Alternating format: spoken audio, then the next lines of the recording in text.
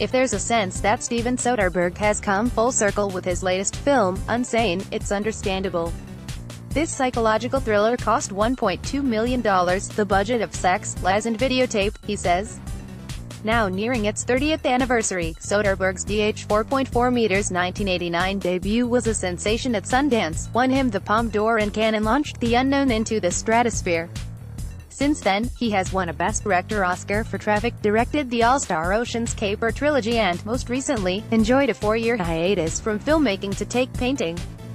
With all that in mind, some filmmakers might consider it a failure if, after 3 decades, they're back making a movie for the same price that their debut cost. But the 55-year-old Louisiana native works differently to most. Soderbergh worked with a small team behind the scenes, enjoying his exploration. AFP set in a mental asylum and starring the Crown's Claire Foy, Unsane was shot on a regular iPhone 7 Plus. With its inbuilt 4K camera, it's a pocket-sized device capable of producing big-screen images. It was really exciting, Soderbergh says. The positive aspects of it far outweighed for me the few things that you can't do, or that you probably could do if you took more time, but I didn't have a lot of time. He's not the first to try this. Sean Baker's 2015 film Tangerine used the iPhone 5 to tell a fizzy tale of Los Angeles street hustlers, but Soderbergh's work will certainly give encouragement to others. In an age when movies are becoming increasingly expensive, making it difficult for first-time filmmakers to get their start, Soderbergh has found the perfect way to shrink the economics of a production. There's certainly an impact in the speed of a film shoot. You can do more work in a certain amount of time, he says. Personnel are also reduced. We had a really small crew.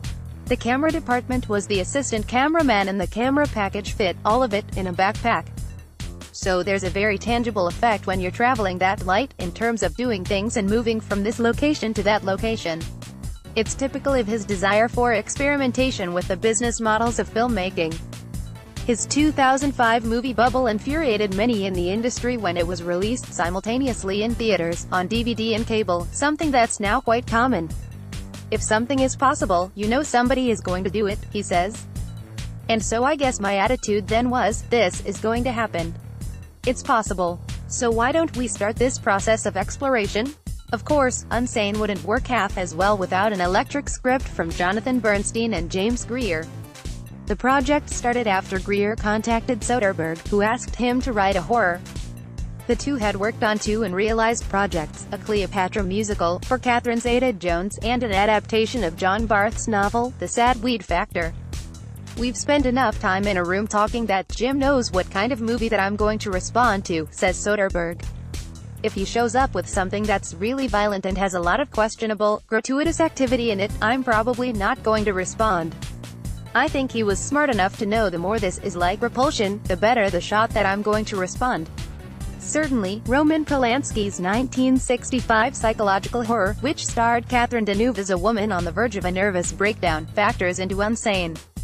Foy plays Sawyer Valentini, a bank worker who escapes to Boston after a wretched time with a stalker, Joshua Leonard, on her case.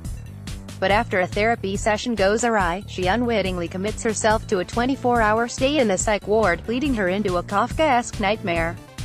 Soderbergh spent the first half of 2017 working his way through a long list of asylum movies, like One Flew Over the Cuckoo's Nest and Shock Corridor, in search of inspiration.